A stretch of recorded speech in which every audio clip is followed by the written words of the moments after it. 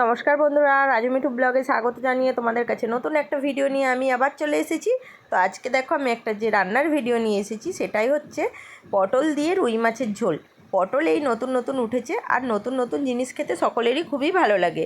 পটল যখন পুরনো অ্যাভেলেবেল হয়ে যায় তখন কিন্তু অতটা খেতে ভালো লাগে না, তাই নতুন নতুন খেতে খুবই ভালো লাগে। তো তাই আজকে বাড়িতে পটল নিয়ে এসেছিলো আর সাথে ছিল রুই মাছ। তো ভাবলাম কি রুই মাছ দিয়ে পটল দিয়ে বানিয়ে ফেলি, আর দুপুরটা বেশ জমিয়ে খাওয়াও হলো। তো রুই মাছ দিয়ে পটলের ঝোল আমি কিভাবে বানিয়েছি দেখে নাও।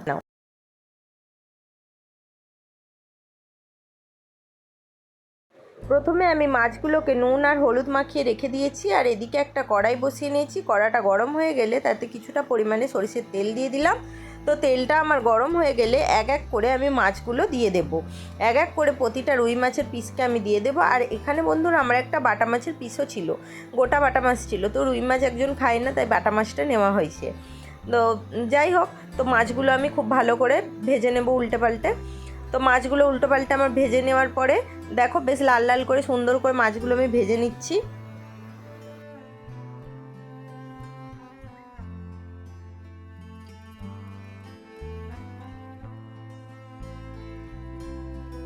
ওই যে মাছের তেলটা পড়ে আছে, ওই মাছের তেলটাতেই আমি দিয়ে দিলাম কিছু পটল কেটে রেখেছিলাম ছাড়িয়ে।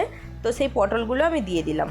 পটলটা নাড়তে নাড়তে একটু নেড়ে নুন আর হলুদ একটু দিয়ে দিলাম, যাতে পটলটার ভেতরে নুন আর হলুদটা ভালো করে ঢুকে যায় আর পটলটা খেতেও ভালো লাগে। তো পটলগুলোকেও খুব সুন্দর করে ভালো করে তেলে ভেজে নিলাম। দিয়ে ওই তেলের মধ্যেই একটুখানি পাঁচফোড়ন দিয়ে দিলাম। পাঁচফোড়ন দিয়ে খানিকটা আরও তেল দিয়ে দিলাম, ওইটুকু তেলে তো হবে না, তো আরও খানিকটা তেল দিয়ে তার মধ্যে পাঁচফোড়ন দিয়ে দিলাম। পাঁচফোড়ন আর শুকনো লঙ্কা দিয়ে এটাকে আমি যে কেটে রাখা আলুগুলো আছে সেই কেটে রাখা আলুগুলো এর মধ্যে আমি দিয়ে দেব। ভিডিও চলাকালীন আমার একটাই রিকোয়েস্ট, ভিডিওটা যদি ভালো লাগে অবশ্যই করে লাইক কমেন্ট আর শেয়ার করবে। আর যারা আমার চ্যানেলে নতুন তারা অবশ্যই করে আমার চ্যানেলটা সাবস্ক্রাইব করে পাশে থাকা বেল বাটনটি বাজিয়ে দিও।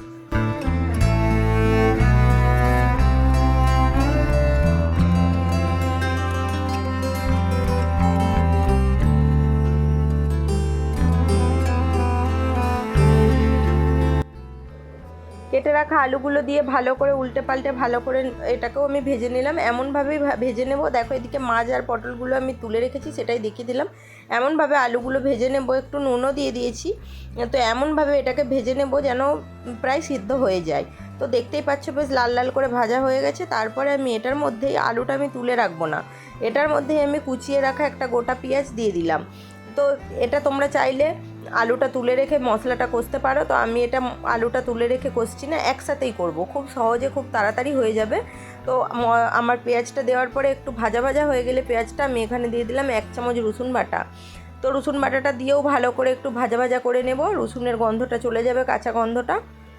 তো যাওয়ার পর এখানে দিয়ে দিলাম একটা গোটা পাকা টমেটো। টমেটোটাও ছোটো ছোটো করে কাটা আছে। তো টমেটোটাও দিয়ে ভালো করে একটু নাড়াচাড়া করে নেব।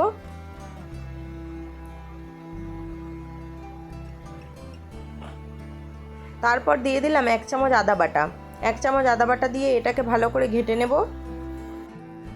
তারপর যে যার পরিমাণ মতো ঝাল যে যতটা খাবে সেই মতো লঙ্কার গুঁড়ো দিও। আমি এখানে 1 চামচ লঙ্কার গুঁড়ো দিলাম, 1 চামচ হলুদের গুঁড়ো আর 1 চামচ ধনের গুঁড়ো।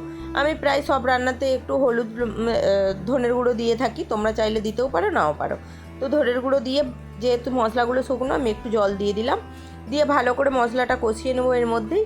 আর কষানো হয়ে গেলে তারপরে যে পটলগুলো ভেজে রেখেছিলাম সেই পটলগুলোও আমি এর মধ্যে দিয়ে দেবো। তো বন্ধুরা আলুটা যখন আমি নাড়ছিলাম তখন আমার অর্ধেক সেদ্ধ হয়ে গেছিলো ভাজতে ভাজতেই। তো মশলাটা কষছিলাম যখন তখনও আমার প্রায় আলুটা সেদ্ধ হয়ে গেছে। তো তাই আমি এখানে পটলটাও দিয়ে দিলাম, পটলটা দিয়ে একটু কষিয়ে নিলাম।